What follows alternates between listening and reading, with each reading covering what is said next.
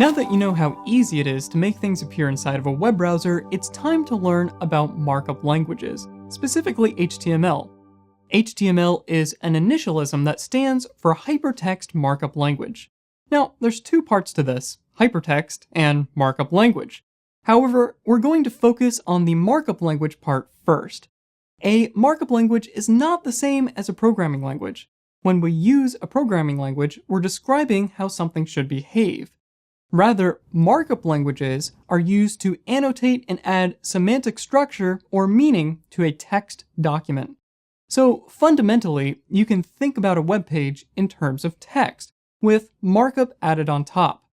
The general concept and term markup evolved from the idea of a book editor or writing instructor marking up a document with a pen or pencil, similar to what you might remember from school.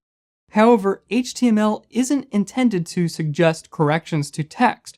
Rather, it structures and shapes the text in a way that makes it easier to understand, both for people like you and me, as well as for the software that interprets the markup.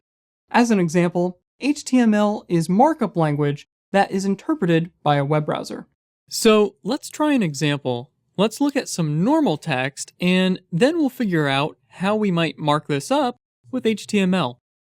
This text is describing one of the elements and principles of art, but really, this text could be about anything. You might create a web page about your favorite Shakespeare quotes, how to make pizza, practice and procedure for a work environment, or anything you want. Now let's examine this text. At the top, we have what looks like a header that describes the content of our page. And below it, we have a few paragraphs that go into detail on the subject. However, as is, there's no way for a web browser to determine what part of this text is a header and what parts are paragraphs. We can remedy this situation by applying what are called tags. A single tag looks like this. There's an opening angle bracket, a very specific set of text inside, and then a closing angle bracket. There are many tags like this, but with some practice, it should be fairly easy for you to remember most of them without having to look them up.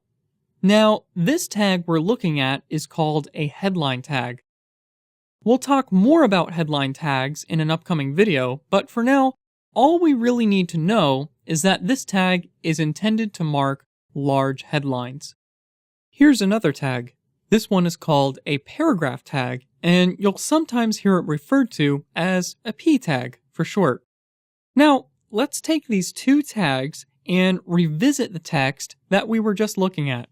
For the header up at the top of this text, we want to add our first level headline tags.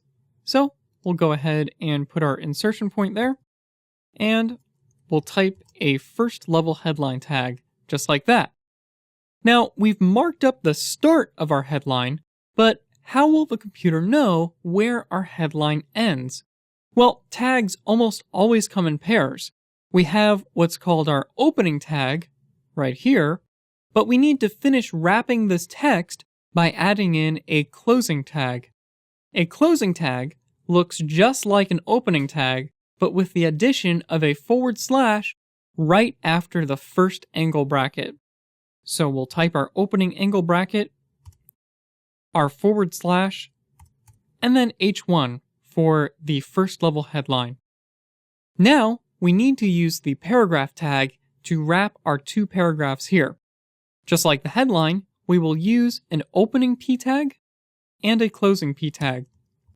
So we'll go ahead and type our opening P tag, and we'll close it. And then we want a second paragraph, so we'll open another paragraph tag, and then we'll skip to the end and go ahead and close it. And then we can save our file, and we could check it out in the browser.